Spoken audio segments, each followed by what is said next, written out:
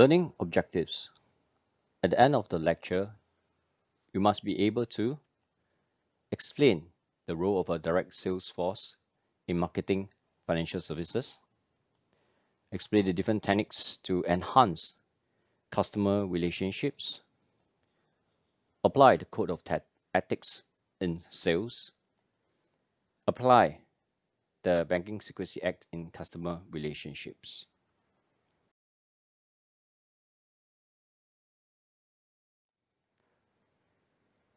Lecture outline.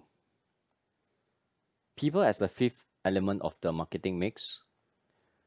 Guidelines for financial advisors. Product knowledge training. Direct sales force.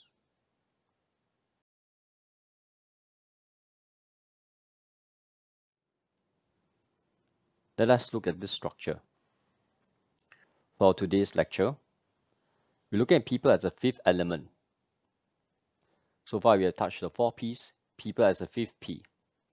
You look at the roles. Under roles, there are 4 areas we'll be looking at. We have introduction, customer acquisitions. Under customer acquisition, you have low-level selling and high-level selling. Next, you have customer retention, followed by maximizing return on advertising expenditure.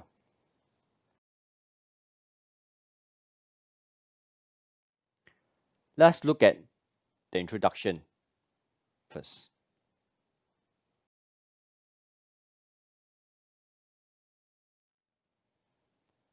Marketing people as the fifth P in the marketing mix.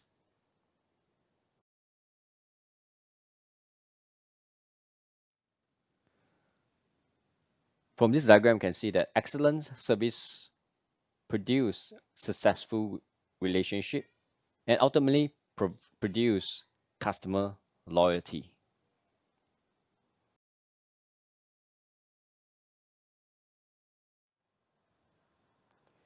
In a market-oriented bank, every staff needs to see his job as being involved in selling the bank and its services.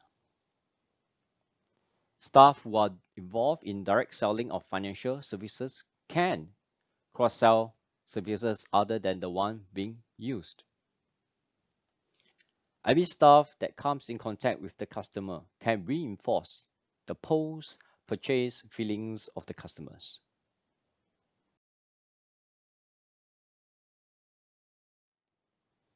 More specifically, the bank staff affects the bank's income through customer acquisitions, customer retentions, and maximizing return on advertising expenditure.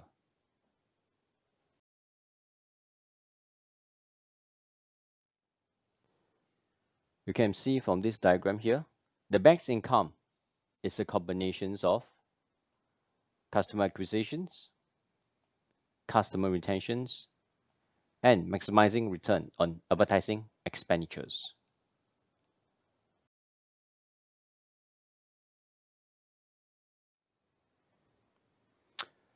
Hello everyone.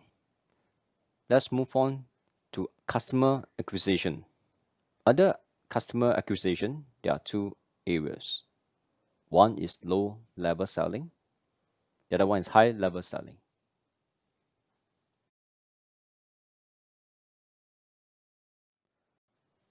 Low-level selling. This occurs when the customers arrives with a clear idea of the services or what he or she requires. When the bank staff performs services sought out by the customer, he is performing low-level selling. In this situation, the staff should not be a mere order taker, but should show by his ability that customer has made the right choice to use the bank. Simply affirm the customer right choice of the bank. He should also take advantage of any opportunities, selling opportunities for other services.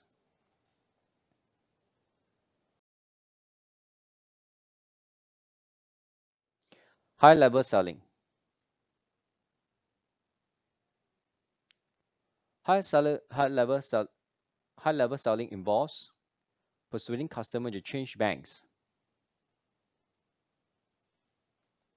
building demands for new services, cross-selling services other than the one being sought out by the customer. This is the high level selling. In returns, you also generate more income for the bank.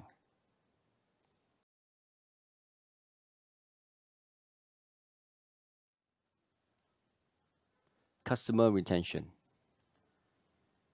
It is important because it simply avoids wastage of expenditure in securing the account. When there will be always costs involved in securing the old and the new account alike. So since you invested money in securing the accounts, okay, why do you invest the original investment for the expenditure in securing these accounts? It is easier to sell new services to existing customers than to non-customers. Existing customers, because simply the existing customers are more ready to listen to the details of the new services. The positive word of mouth recommendation from existing customers bear no cost to bank. So it's like free sales and advertising, saving the bank from having to invest as much money in these activities.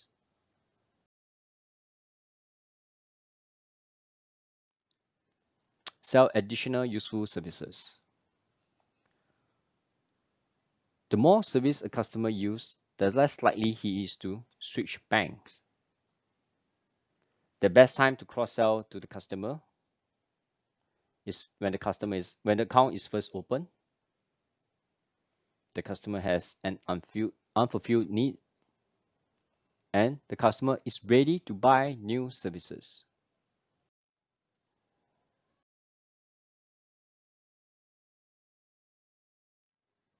Identify customers' needs.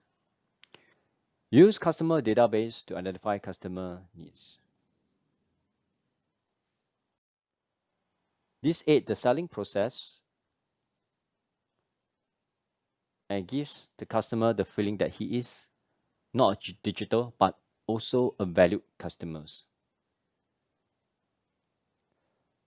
The CRM, basically customer relationship management database, contains detailed customer information that management and salesperson can refer to. This is in order to match customer needs with the products and services. This helps to promote the right products and services to the customer. Each interaction is generally added to a customer's contact history.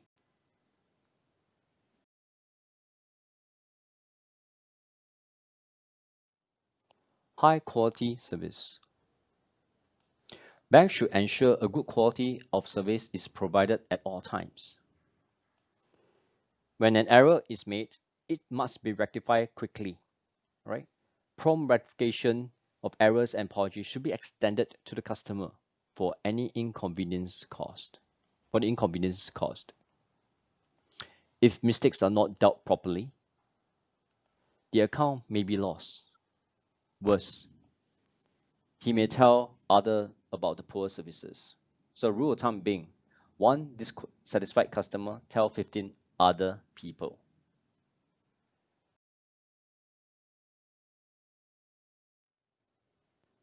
Maximizing return on advertising expenditure. Banks spend millions of dollars on advertising with the objectives to generate awareness and interest in the bank and its product, and to draw a customer in with inquiries.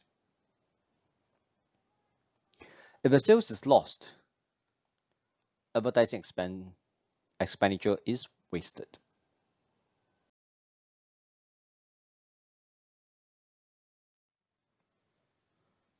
Let's look at the guideline for financial advisors. So under this, we'll look at the standards of conduct.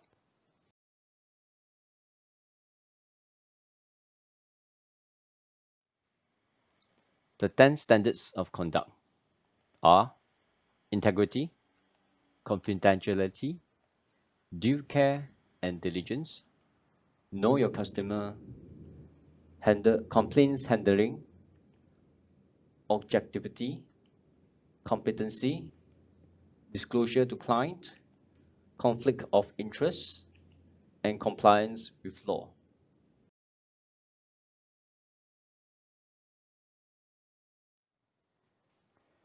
Key areas. Knowledge of all services to be sold must be taught. This training should cover the target markets, features and benefits of the service, its advantage and disadvantage when compared against competitors, any flexibility available, especially with regards to pricing.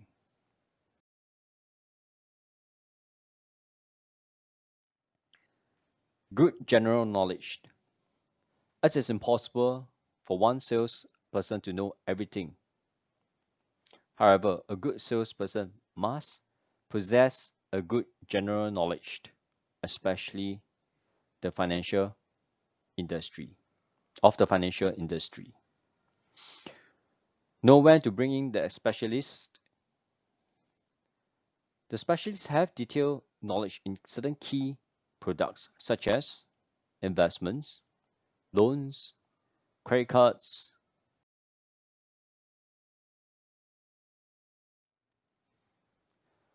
The product knowledge training often use manuals, videos, and on-the-job training.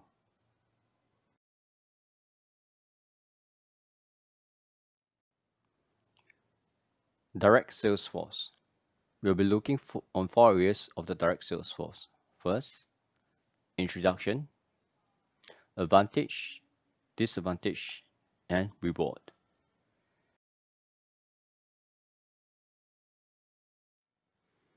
Direct sales force. A direct salesperson can meet the customer in his home or business premises at the customer's convenience.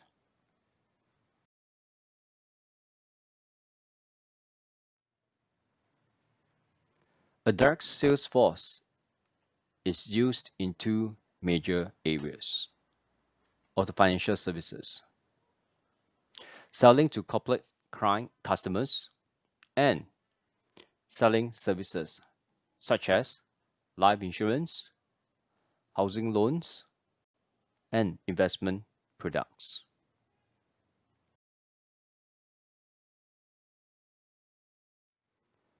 The direct sales force has advantage, disadvantage, and reward system structure.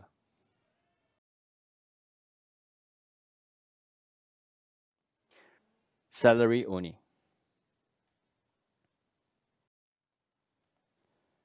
The key advantage of this method is that the salesperson should provides impartial service to the customer because his income does not is not dependent on the numbers and sales amount of sales made. So it's he or she is unlikely to use high pressure selling tactics here. There's less likelihood of jeopardizing clients' interests.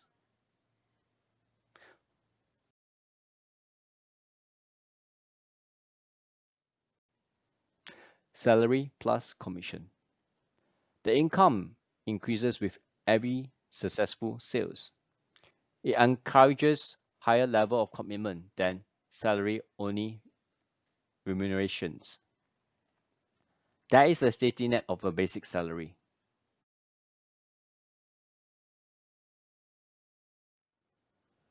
Commission only. It generates the highest level of sales. Since the income is directly tied to the sales. However, the danger is that the salesperson will push out products that earn the highest commission, even at the expense of the customers.